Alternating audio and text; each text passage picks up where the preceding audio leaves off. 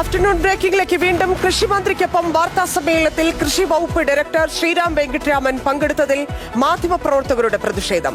KM ബഷീറിന്റെ കൊലയാളിയെ വാർത്താ സമ്മേളനത്തിൽ ഒപ്പമിരുത്താൻ കഴിയില്ലെന്ന് മാധ്യമപ്രവർത്തകർ നിലപാടെടുത്തു. പ്രതിഷേധത്തെ തുടർന്ന് ശ്രീറാം പുറത്തിറങ്ങി.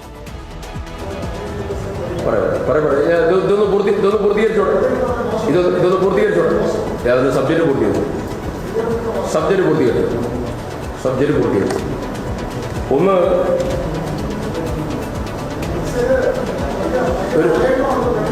ഒരു മിനിറ്റ് പൂർത്തീകരിക്കും.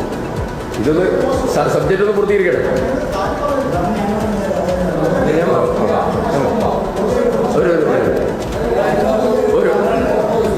ഒരു മിനിറ്റ് ശ്രീ, ഒരു മിനിറ്റ്.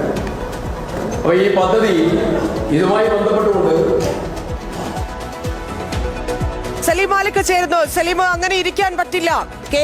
KM ബഷീറിനെ ഓർക്കുമ്പോൾ അങ്ങനെ ശ്രീറാം വെങ്കിട്ടരാമനെ മുന്നിലിരുത്തി സംസാരിക്കാൻ അത് മന്ത്രിയാണെങ്കിലും മുഖ്യമന്ത്രിയാണെങ്കിലും നമുക്ക് സാധിക്കില്ല. ആ പ്രതിഷേധം അവിടെ നമ്മൾ കാണുകയും ചെയ്തു. KM ബഷീറിന്റെ കൊലയാളിയെ വാർത്താ സമ്മേളനത്തിൽ ഒപ്പമിരുത്താൻ കഴിയില്ലെന്ന് നിലപാടെടുക്കാൻ അവിടെ സാധിച്ചു. പക്ഷെ ഒപ്പം ഇരുത്തിയ മന്ത്രിയുടെ ടി സിദ്ദിഖിന്റെ നിലപാടിനെ എന്ത് വിളിക്കണം? കാരണം LDF സർക്കാർ ഈ കൊലയാളിയെ സംരക്ഷിക്കുന്നു എന്ന് പറഞ്ഞ് നമുക്കൊപ്പം നിന്നവരാണ് അതേ കൊലയാളിയെ കൂടെ ഇരുത്തി വാർത്താ സമ്മേളനം നടത്തുന്നത്.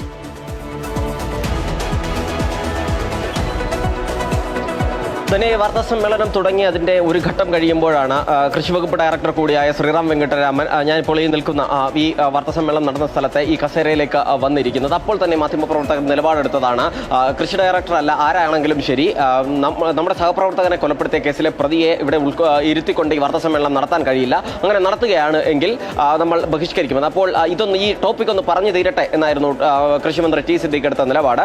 പക്ഷേ വലിയ പ്രതിഷേധമുയർന്നതോടുകൂടി നാണം കെട്ട് ശ്രീറാം വെങ്കിട്ടരാമൻ ഇവിടെ നിന്ന് പുറത്തേക്ക് പോകേണ്ടി വന്നു എന്നുള്ളത് നമ്മൾ കൊണ്ട്. നേരത്തെ പി പ്രസാദ് കൃഷിമന്ത്രിയായിരുന്ന സമയത്തും സമാനമായ രീതിയിൽ ഇത്തരത്തിലൊരു അനുഭവം ഉണ്ടായിരുന്നു. ശ്രീറാം വെങ്കിട്ടരാമൻ അന്നും കൃഷിമന്ത്രിക്കൊപ്പം വാർത്താ സമ്മേളനം നടത്താൻ ശ്രമിക്കുകയും മാധ്യമപ്രവർത്തകർ പ്രതിഷേധിക്കുകയും നാണം കെട്ട് പുറത്താവുകയും ചെയ്തതാണ്.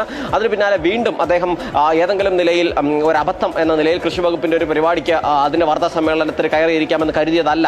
അതിനു പകരം മാധ്യമപ്രവർത്തകരെ നമ്മുടെ മുൻപിൽ വെല്ലുവിളിക്കാനാണ്, പുതിയ മന്ത്രി വന്നപ്പോൾ മാധ്യമപ്രവർത്തകരെ വെല്ലുവിളിക്കാനുള്ള ഒരു ശ്രമമാണ് നടത്തിയത്. പക്ഷേ ആ വെല്ലുവിളിയെ ചെറുത്തു തോൽപ്പിച്ചു മാധ്യമപ്രവർത്തകർ എന്നുള്ളതാണ്. തങ്ങളുടെ സഹപ്രവർത്തകനെ കൊലപ്പെടുത്തിയ കേസിൽ, കാറിടിച്ച് കൊലപ്പെടുത്തിയ കേസിൽ, ഇപ്പോഴും പ്രതിയായ കേസിൽ ഇപ്പോഴും വിചാരണ നേരിടുന്ന അയാളെ ഒപ്പവരുത്തിക്കൊണ്ടുള്ള ഒരു വാർത്താ സമ്മേളനവും റിപ്പോർട്ട് ചെയ്യേണ്ടതില്ല എന്ന നിലപാട് മാധ്യമപ്രവർത്തകർ എടുത്തതോടുകൂടിയാണ് ഇവിടെ നിന്ന് ശ്രീറാം വെങ്കിട്ടരാമന് നാണം കെട്ട് പുറത്തു പോകേണ്ടി വന്നത്. ധന്യ.